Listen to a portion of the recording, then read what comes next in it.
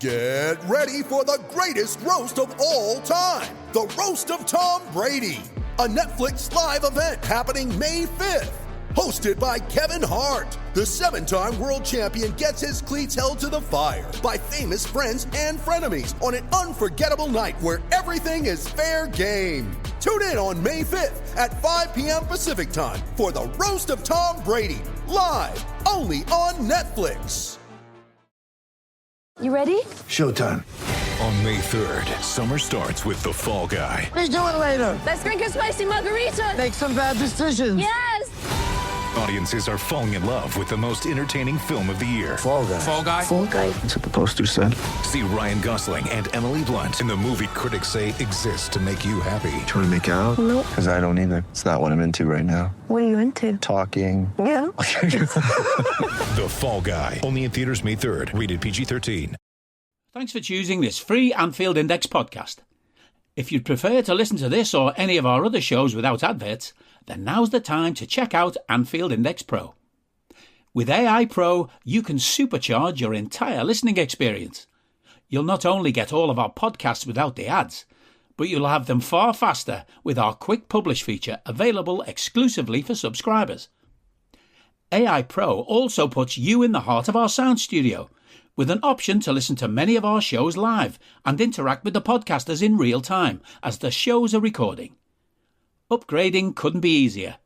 AI Pro is available on all popular podcast platforms, and we have our own apps for Apple and Android. Just head on over to AnfieldIndexPro.com and get started today.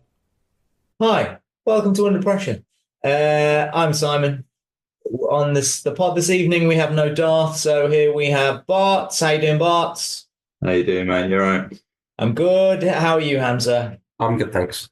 Yeah, we've got all of the official stuff out of the way. We're going to crack on chatting about Atalanta. I love Bergamo, by the way, and a little bit about Fulham. I do not love Fulham.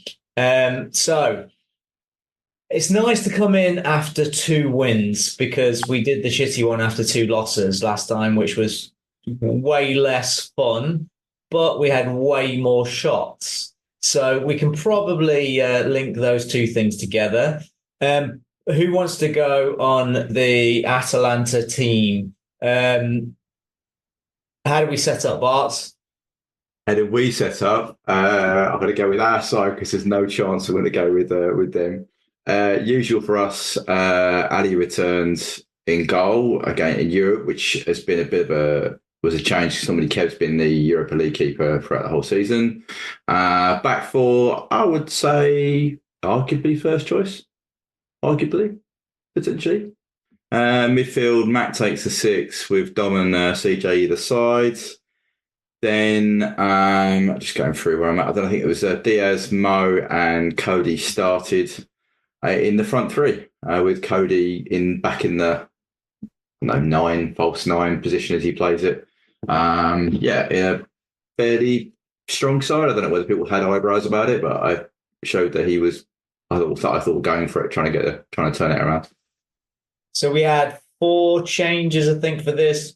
Largely, it was. The only argument would ever be about Darwin or Gakpo, wouldn't it? Because people are always Jota about that. But I don't know how much you can argue when he's just come back from, what did he have?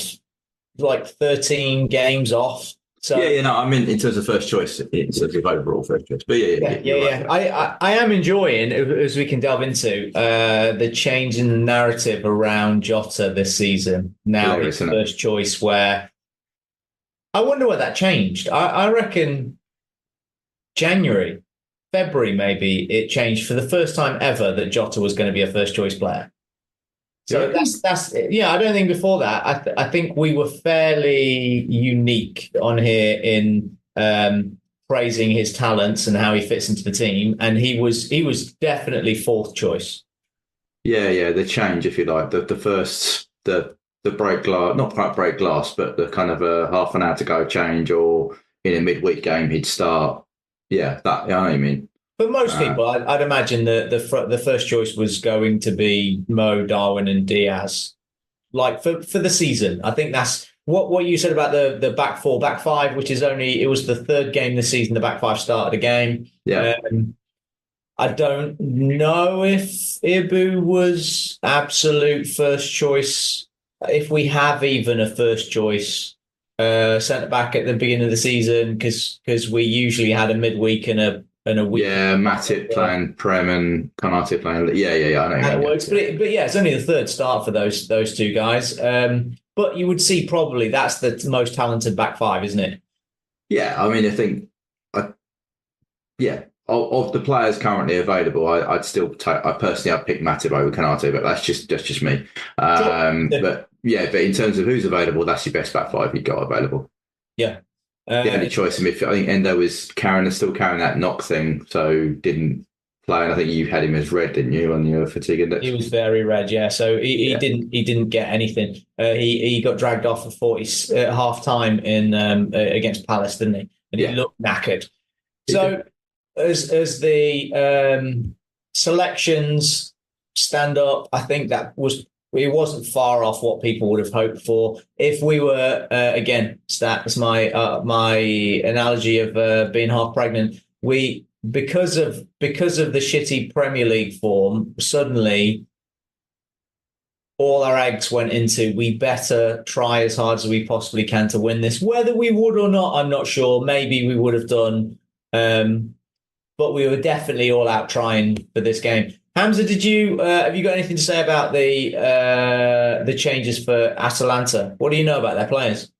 I don't know too much about them, to be honest. I haven't had a chance to watch them that much other than the matches with us this season. But I did notice that their system, given they had a 3-0 lead, you probably wouldn't expect them to just press as high as they did. But that's how they play, and we noticed that when we played them back in the Champions League. They have their style, and while they did sort of cede possession of it, the system was still roughly the same. They were trying to press us in our own half, keep us pinned back. We try to respond with long balls, and then it becomes a matter of duels. And I don't think Liverpool won the duels in either match consistently. I don't know too much about the team and the first choice team because I haven't watched them too much. But the way that they played wasn't too different from what I've seen. Yeah, Lookman, he is the English fella who runs a lot. He's rapid and comes on as a winger occasionally for them. Pasalic tends to start. I find these teams very often interesting in that they've got a bunch of lads who failed in the Premier League, who were never first choice players for their team in the Premier League. And suddenly they go off and become these, talents, or let's say they embed themselves as first choice starters and become the thing that they were bought for or they were bought from. Because something makes the Premier League teams buy them in the first place. They're good form in whatever the club, and they just don't do it. Kolasinac, Zappacosta looked like a threat to me for most of the game. Scamacca looks like a real talent. He's a proper talent for Italy. He looked like a beast against us, but mainly at Anfield. Yeah, it is what it is. Have you got the match data? Summary. Yeah. I go top level because it's midweek and possession wise, 64 versus 35 in our favour, which is kind of what Hamzah just said. They just carry on doing what they do. They don't really want the ball that much. Field tilt is where I think it is interesting because it's 52-47. So again, they want the ball in our final third, if you get what I mean. That's their whole game plan, is get it in as quick as possible. And you can see in their pass chains, they are very low or low, which means all their ball is below 5, if you know what I mean, in terms of pass length, which is, again, shown in some of the other beers. Shots, 8 versus 10 in our favour. Big chances, 3 to us. Outside the box shots, 6-1 in our favour. Not sure that's a good or a bad thing. XG, 0.57 to them, 1.58 to us. Threats, obviously that's with a penalty. So actually our non-penalty XG was 1.57 to 1.79. So yeah, in and around the same sort of figure. EPV for them 0.58 and us just over the 1. So they were pretty much bang on 100% conversion, and we were just below 150 conversion. Pass rate for us 82, which considering 85 is normally in and around, that's only 3%, but it's a jot off. There's again 63, which I think is lower than the first league, but it's not what they're about. In my mind, tactically, it's a very short pass into the final third, try and win your jaws in there and create something from nothing. Not from nothing, but a low amount of passes. In terms of who should have won the game, unsurprisingly, we were 67% to win the game, but I think it's actually quite the story. The highest probability of scoreline was 1-0 at 23%, which is one of the highest when I've run these. Normally you get these 18 or 15 as being the high, but 23% for a 1-0 shows you that this pretty much finished how it should have finished, if we're being honest. Yeah, makes sense. For me, it was very much that. Again, like a lot of the games this season, I end up not watching live. Same. And then rewatching after I've seen the narrative play out. I joined this game at 60. Wow. Having heard what was going on and getting excited while on the pitch when we get the penalty at 6 minutes. And it just never quite transpired. What Hamzah, talk through the first 10, because that was pretty much it, I thought, for the game. Yeah, I'd agree. There was intent to score early, start well. I imagine there would have been references in the training room, in the dressing room to sort of the Barcelona match. Get a goal early and then see how you are at halftime and then really push. So this was a pretty much perfect start. The big difference here was that Trent was starting, so he was involved in play quite a lot. As it so happened that over the course of the match, he was actually quite deep, but in this first period of the match, he's getting forward a bit more. He's actually on the overlap for when Liverpool win the penalty, so he's running around the outside of the box. And he crosses to win the penalty. But yeah, the start was good. It was strong. It was intense, pressed high, won the ball and tried to get some shots away early. But beyond that, everything seemed to fizzle out. There was a chance a bit later on in the first half where Salah was able to attempt to lob the goalkeeper. And after that, I don't remember a shot for a good 30 minutes or so. But yeah, the start was concerted, solid, with intent, and to be honest, that has actually been missing for most of the matches this season. So it was actually a break from that. But then after that, then we had the sort of lethargy sort of crept in, and the game ran away. Yeah, they had their first shot on 28 minutes, but the thing is that I said I was the opening 10. It actually wasn't the key. The opening 13 was the key for that. So we had our third shot, which was Robbo shot from outside the box, which was hard to the left. It was keeper's left. It was not much of a chance. The big chance was after the penalty, which was, do we all concede it was a penalty? And then a lovely finish by Mo. Yeah. That's usually a penalty, yeah. And then there was a lovely pass from Trent into Diaz, who missed the inaugural big chance of nobody. So Darwin gets the blame for missing for his big chance conversion, and rightly so. He does miss the big chances. But I delved into a little bit before the last pod about moments during games and a game state where we score big chances or we miss big chances. And Darwin had scored 3, which kind of helped, and he had missed in 6 separate games. No, in the 5 games that we hadn't won, he had missed a big chance in the first 20 minutes in 4 of them. But Diaz has missed a big chance in all of them in the first 15 minutes. He loves to miss that. He's just not a natural finisher, is it? I think that's what it is. It's probably a little bit of randomness, But if you actually think about it, you kind of remember, oh, yeah, I remember that header. Oh, yeah, I remember when he went through there. And for some reason, it doesn't slot in my brain that Diaz has been the wasteful finisher, because maybe I didn't have such high hopes for his standards in the first place. I don't know. But when it comes to the reasons, when it comes to big chances missed in games we didn't win or games we had to win late in the game, that Diaz is right up there with the big culprits. Yeah. And after 13 minutes, we didn't have another shot on goal for, that's not true. We didn't have another shot on goal for 26 minutes from inside their half. So there was one from Virgil that was inside his half on 30. But apart from that, we didn't create anything for 28 minutes. They were just happy and content for us. We had one touch inside their box in that period of time. They had 2 touches inside ours. And so something occurred. We would maybe just been really patient and trying to give nothing away, but they were very happy with where we had possession. We were happy with what we were doing, it seemed. Nobody was forcing it. And then that one moment where, can you take us through the Mo chance, Hamzah?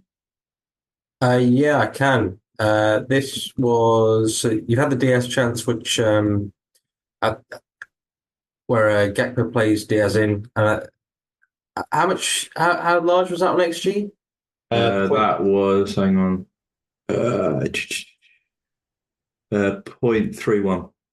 Yeah, so I think might be a bit harsh. He only just gets the ball and it's smothered, but yeah. So there's another chance which doesn't actually turn into a shot on goal, where Gakpo breaks onto Trent's pass and he plays into Salah. Salah tries to pass into Diaz, but it's intercepted. So there's a few moments where Liverpool are building and have potential opportunities, but then the big one is the Salah one.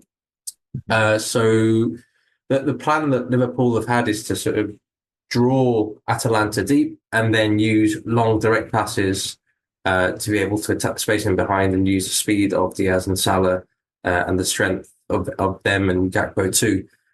This situation is slightly different, but it's still the same sort of principles, right? Atalanta's high line, getting behind it, trying to expose that, get early passes in. And in this occasion, it's Salah running inside of the left wing back, and Gakpo is around the halfway line, chips it over the top, and suddenly Salah's through. The goalkeeper rushes forward and then hesitates, realising he probably shouldn't have rushed forwards. And in doing that, he makes the decision for Salah quite simple. It's just to lob him, because he's around 16 yards off his line, 15-ish, whereas Salah's around 30 yards out from goal. Ball bouncing up, and he just sort of side foots it, but not cleanly, wide of the goal. It's a poor finish. And I think if Liverpool score that, they do have momentum and impetus that they can sort of take into the second half. But from this point onwards, that's pretty much Liverpool done, I think. Everything sort of fizzles out after that. But yeah, the idea was to generate those chances by playing deep and then going long. I mean, there's a little stat that I'll read out. So the long ball rate was 26% against Atalanta. Usually it's 12%, so it's more than doubles. But the completion rate was 42.7%, and usually the completion rate is 58.2%. So even though the number of attempted long balls increased, the actual success rate of those that were able to be retained and held up fell. And I think that speaks to how Liverpool tried to generate as many duels as possible and actually lost those duels. But that's how the man-to-man system works. Usually we come out on top, but we didn't. I think there's some poor decision making and poor hold up in many of those situations. I don't need a VPN. I've got nothing to hide. This is what I used to tell myself before I hooked up with LibertyShield.com. Not only is my home internet now fully encrypted, but I can now access all the websites I want, whenever I want, and do so from absolutely anywhere. As a Liverpool fan, I love to know I can now watch every match, regardless of whether it's on UK TV or not. My Liberty Shield VPN makes sure nothing is blocked and guarantees me super fast streaming speed throughout that match. You can get connected right now with their software package, which includes a 48-hour no-obligation free trial and instant access to their apps for Apple, Android, Fire TV, PC, Mac, and Android TV. Or go a step further like I have and get one of their pre-configured VPN routers. These small but powerful devices allow you to easily connect every device in your home to VPN, making it the perfect solution for smart TVs, Mac boxes, and games consoles.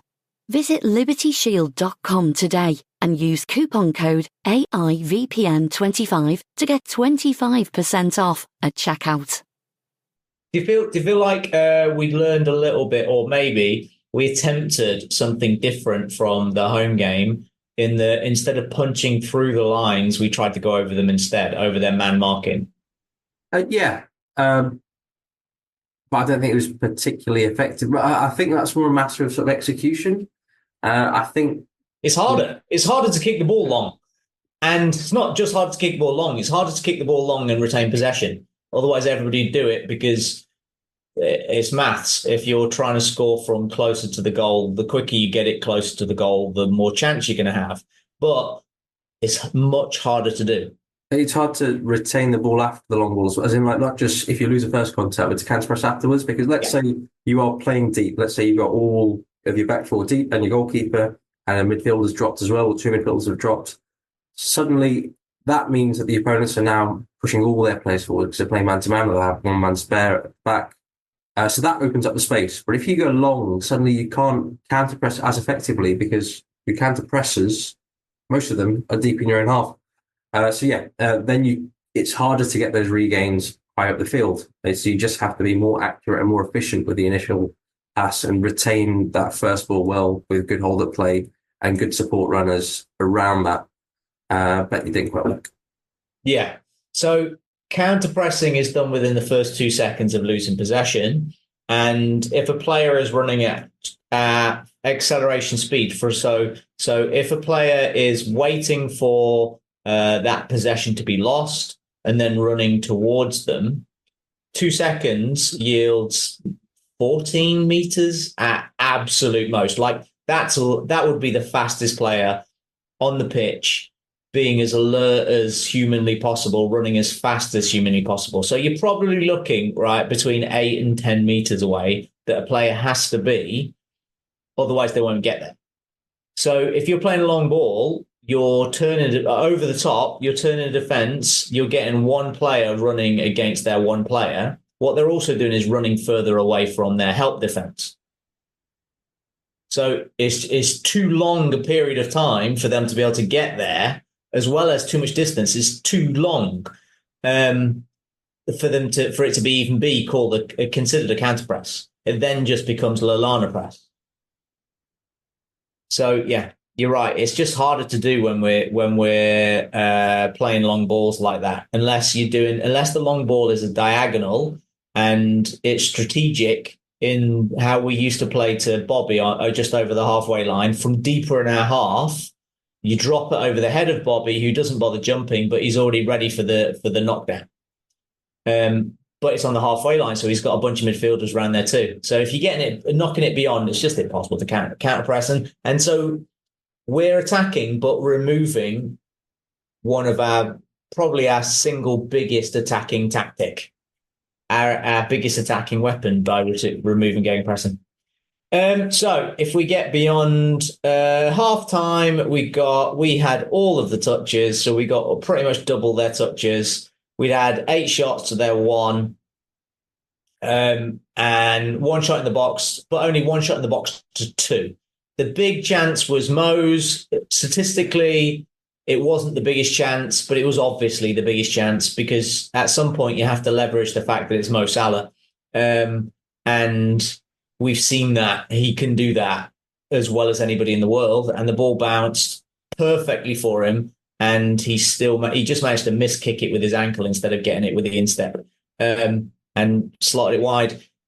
I wonder, I know we're a stats-driven pod, but it's becoming more and more of a conversation piece, I think, this year. I wonder what that does to the brains of the other players in the team when Mo Salah misses that chance.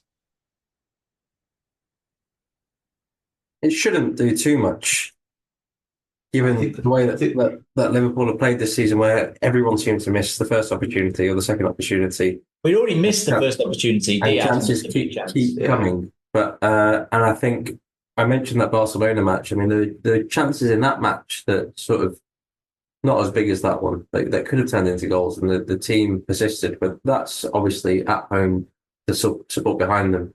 I think in this match it's slightly different. I think that does sort of knock Winged out of the sails a bit. I think it's timing, though. I don't disagree with you, Hamzah. I think, personally, Si's been around more than I, but the teams I've been around with, you know how much energy you've got. I think these boys thought if they don't have it done by half time, they ain't doing it. I genuinely think because of how they had on the team, the fact they knew Trent could only really do an hour, and he was literally the key. Right, all the balls, as I said, playing diagonally and that, he was doing that in the first 15. I genuinely think we came at half time, we knew we weren't going to win the game because we missed that many before. You also won the one after that chance, the guy who gets put for a yellow when it should have been denied a goal scoring opportunity. Diaz is through on goal, right? That's another chance for another. I just think you don't miss that many opportunities before half time. It's not like Barcelona. We got the early goal, we missed a couple, but in the first half, there wasn't that many clear cut. We came out second half if we knew we changed the players around, we got the goals in good periods of time. I think that miss on 38, whether it was Mo or not, I just think we needed to score it. We needed to go in within a goal after half time because I genuinely think the boys have seen the game. We ain't got a lot left. Personally. So, I think there's something in that. I also think this is where Hamzah comes in. They changed stuff at half time. And in the first, let's say the first, I split up into halves of half. So we got quarters throughout the game. So up to 67, which falls nicely where we made a sub. So up to the point where we do the triple sub, Diaz, Salah and Robbo come off for Jota, Darwin and Harvey. We'd had more of the possession again, 216 touches to 127, but they'd had 5 shots and we'd had 1. And they had 4 shots in our box, and they had 9 touches in our box, and we had 2 in theirs, both from a corner. 100% field tilt. There you go. So, Hamzah, take us through the tactical changes that they made. I don't think I'm as well positioned to do this as yourself this time. Okay, so they largely they had gone from having 10 behind the twos, and they were allowing our defense to recycle as much as possible, and then planning for us to pass through the middle. And they were man marking there, rotating through there. They then stopped one rotation so that they had the help defense against the long ball you're talking about. They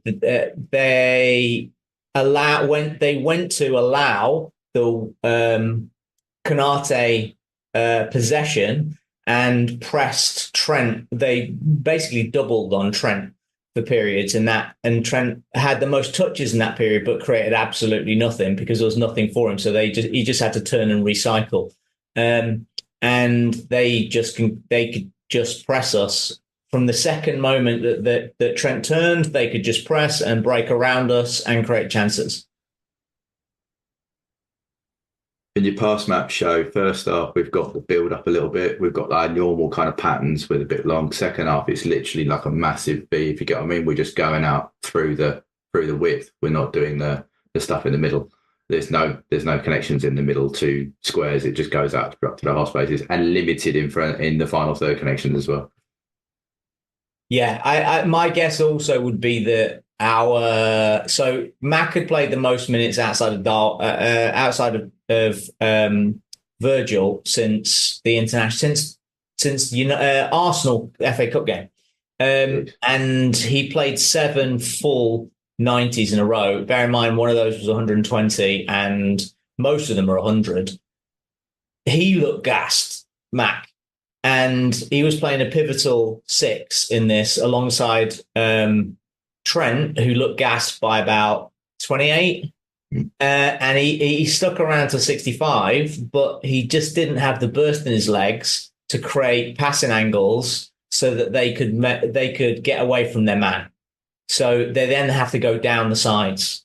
And I think that, alongside how well Atlanta structured and pressed us, that just gave them momentum. That was it. And then so we try to change things by bringing on the 3 biggest weapons on the bench. And what happens from there? Nothing much. Hamzah, did you? How much did you watch the actual game?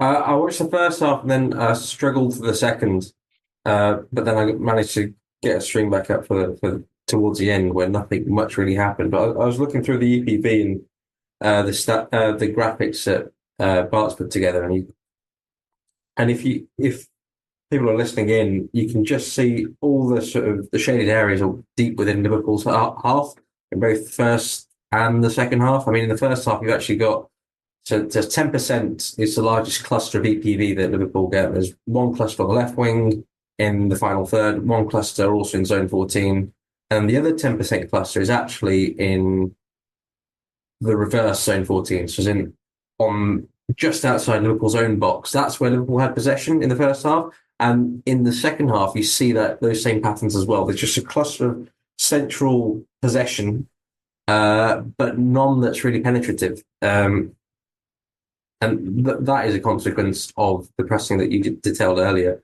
But yeah, I didn't get the sense that the substitutions changed too much because it felt like Liverpool were really limp. And it felt like they were going through the motions. Which would evidence, the stats to evidence that is that there were 3 touches in the box in either box between them coming on and the 90th minute. Yeah, we had 1, they had 2. Yeah, with no one got in each other's, do you know what I mean? Not in enough to get a statistically amount for a field tilt. No one got in those areas. So for that period of time, it's just dead, just in the middle doing nothing. Yeah, there's a lot of play just around the back, recycling possession. Again, looking for the opening, but I as mentioned earlier, the long passes weren't quite working to open up the play. So it was just turnover, ball comes back, recycle, and then same sort of routine again. Ali had the second most touches in 34 minutes. Yeah, Ali had the second most touches from the 67th minute, which is just bonkers. I don't know if I've ever seen it. That must be what Virgil going back to him, to Canate, to back to Gally, to back to Virgil, that kind of thing. Yeah, old school and Mac. Just popping it back. 4 of them were just doing that for the whole time. It was just bonkers. Midfield had, the rest of the midfield had nothing. Ali had more than twice as many touches as any Atalanta player in that period. It's crazy. Yeah, that's nuts. So they basically just forced us into doing, they just allowed us to do a thing that wasn't in any way dangerous to them, and we couldn't overcome it through. My feeling is that Klopp's team, as he talks about all the time, Trent pointed out a couple of weeks ago in that famous interview that he doesn't care about us being the best. He doesn't want us to be the best team in the world. He wants us to be the hardest team to play against in the world. And that requires the most physically intensive efforts. We are not capable of that right now. And without that, there are just gaps and it just becomes easy. I'm not sure we know how to dictate games without that level of intensity. I think there were probably periods for 3 years, there were periods in a season where we could manage our way of doing that. But we're definitely not. I don't know if we're strategically not been set up for that this season, or if our lads just don't have they've not learned to do that yet. because we forget this is a new team. Yeah, So maybe that's what it is. Hey guys, it's Eddie Gibbs from Anfield Index here. I hope you're enjoying this podcast, and I'm sorry to call time on the show before it ends.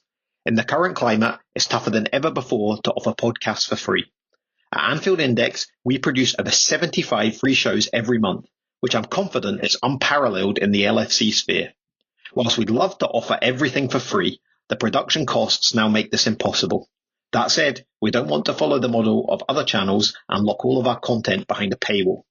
So what we've decided to do is to continue offering every show for free, but cut that offering to 30 minutes on our longer shows. So to get all of our shows in full and enjoy the best of everything we have to offer, we really hope you'll consider supporting the channel and signing up at AnfieldIndexPro.com. For about the price of 1 cup of coffee, you'll get every podcast in full with 0 ads. You'll also get access to our LFC VIP community, where you can enjoy live podcasts, engage with our podcasters, and chat with other Reds in real time. So that website again, AnfieldIndexPro.com. Join today. Sports Social Podcast Network.